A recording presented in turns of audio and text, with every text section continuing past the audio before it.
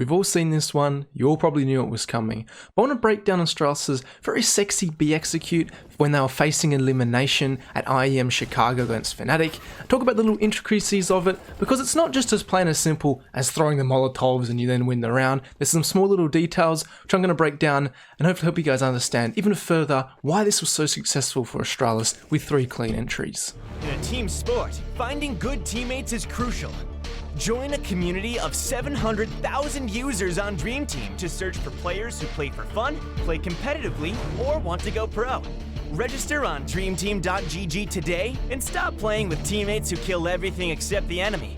Find players, improve skills, and manage teams. Dreamteam.gg, the ultimate team building and skill growing platform. Hey guys, what is going on? As I'm sure you're all aware by now, this video isn't that B execute that Astralis threw to keep themselves in contention and eventually go on to win IEM Chicago. Now the first thing about this round is the fact that Fnatic actually start off in a very good position. Device loses the battle over here towards Banana, trying to force some Banana control back, and he's simply just going to get picked off by Krims. Krims playing a little bit of an off angle here. You see Device wants to come in to nade the corner, and Krims finds that kill relatively easily. They're going to fall back and play this one safe, as you normally would with this man advantage. Now while this is going on, Astralis don't change anything they're doing. There's no panic from their side. They're still going to take apartments control. dupreeh and Xyp9x going to get in here. They're going to clear all this information that Fnatic might potentially have, double peeking this. Glaive's going to apply pressure in here towards mid. And this is very important because it helps deny Fnatic any extra rotations towards B or where they might be going. You can see the pressure that Astralis have applied towards mid forces these players back off this mid wall area, and they've taken good control of this area of the map. Now while this was going on, Magisk, did flash up here to get rid of anyone playing this AWP line in Banana. He knows most likely that if this was going on, Krims is going to fall back even if he was holding this line. He doesn't want to hang around there. There's no point in re-peeking after that flash. Astralis could have got someone onto the angle. He's going to play safe and again play with their man advantage. And this presumption that Krims is going to play properly and Fnatic are going to play what would you call the statistically most likely version of CS allows them to keep all their utility. They can just walk up here in Banana and really not give any great indication that they're coming back up for this B execute. And this is where the execute starts to be set up. I'm going to show Magisk's POV. You can see he lines up with the corner. And this is the Molotov for Dark. It's relatively simple. You just need to boost up this wall or make the jump yourself. But that could be a little bit noisy. And that's going to be a very good Molotov. And the big thing about this Molotov is how it spreads. So you're going to see that it's going to come in, and we saw the entries. Magisk doesn't really have to do that much. But with this Molotov, notice how it spreads all the way to this pillar as well as the whole back dark corner. So there's nothing really going to be going on from that point of view. There's no opportunity for Krims to come out and play around this pillar, potentially cause a bit of havoc, because that's how the Molotov spreads. Other good thing about this round is 4v2, but Astralis still play this very properly. You can see they're going to be playing off each other's contact. You've got Xyp9x taking most likely the first contact from either direction, and dupreeh also watching this area here. And you've got the third player in Glaive. He's already just swing in any direction and trade all of these kills coming in. So you can see Xyp9x takes contact towards CT. Glaive's ready to swing. Doesn't get any of the kills, but you can see Glaive has very easy open fights on both those players. They play that after playing correctly, even though they're 4v2. Very simple in the end, but I thought I may as well include that anyway. Alright, so the POVs now, I think I pretty much did Magisk in that overview clip, so it's just the Molotov he throws and they get nice and bunched up. We'll talk about the little things like spacing and timing towards the end of this video. Xyp9x is going to be the util man as per usual. He's going to be mulling off the first oranges and a little bit of the second oranges position. He's going to be flashing and smoking CT as his team's going towards this site, making sure they can have their guns out, ready to win these fights, because they obviously know Fnatic aren't going to be in great positions. So the molly Xyp is going to throw, as I said, for first oranges. And the lineup's going to be, like so, you're going to see him walk into it second, in between these first and second barrels, and he's going to place his crosshair right there. Work out that how you want. I think it's just a very simple, in the little gap, the little, I don't know, you call it tiling on the roof, and how high he is up. You guys can work it out from that. I don't think it's too hard. I'll let you guys go big with that one. And that Molotov's going to be first oranges. He's going to be flashing on towards the site. Anyone trying to move, obviously, away from those Molotovs, hopefully going to get blinded before flashing again high for his team to entry with. And that's really all Xyp has to do. And then second job, plant the bomb, and we see he did a very good job in the up plant position. That's it. That's util he throws. Molotov very nice because it actually does land on top of this first Huck or oranges position. Spreads towards first oranges. You can see the way the Molotov connects with the dark player, there's nowhere for this player, even second oranges, to move. So these Molotovs connect really well, as you can see on your screen right now. So that's a big thing about this execute as well. So they know Fnatic basically have nowhere to hide at all.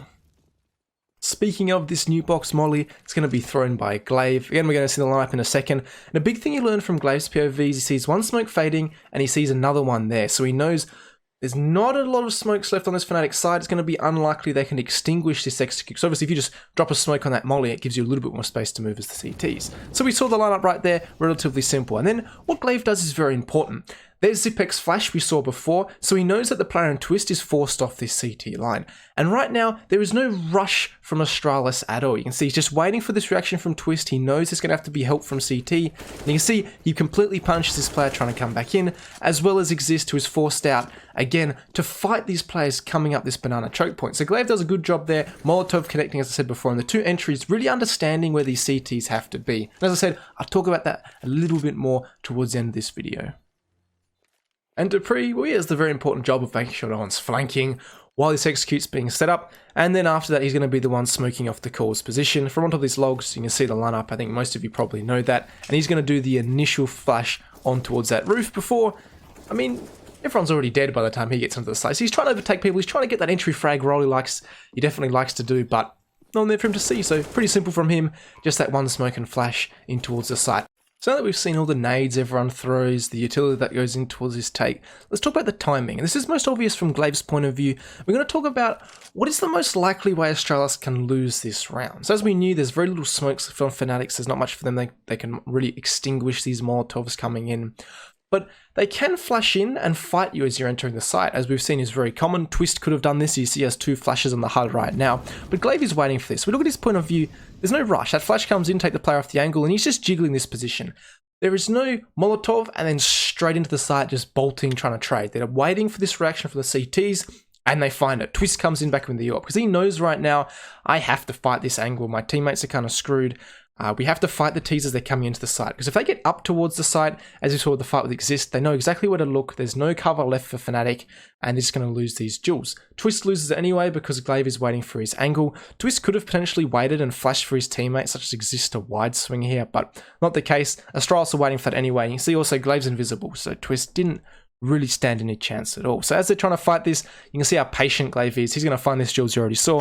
He appears out of nowhere, Mr. Invisible, and then Xizt does the best thing he can possibly do, which is fight as the players are coming into the site. The T's have no cover, but you're facing multiple members. It would have maybe been useful to have a flash from Twist, but even if there was a flash from Twist, I think everyone's going to be blind, because we also saw the flash from Xyp9x getting thrown out in this scenario. So even if Xizt starts to find kills, there's also this late flash coming in from Xyp that's going to deal with any player such as him trying to take a fight, or anyone really trying to enter the site. So it's pretty simple overall from Astralis. No rocket science behind it. It's just well thought out, well timed execute, and that's honestly all there is to it.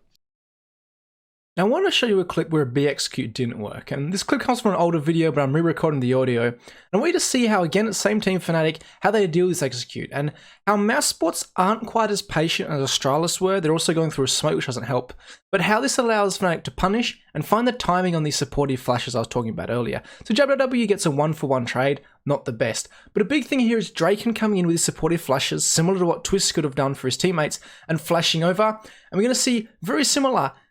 I believe that's Flusha is in a very similar position to Xizt was, except there's a flash coming from now. And this is where, if you're not patient, you have that second flash from Xyp9x, which we saw would have denied this potential play, because Flusha would have been flashed off again. But he's going to find these kills because there is no late flash coming in from Mousesports. He's going to swing out, find these next two in a second. Not sure what I'm talking about in this clip here, but I'll pause it for a long time. But you're going to see just how this fight could exchange, and how, again, what I was talking about before, Fnatic definitely want to fight at this entrance point.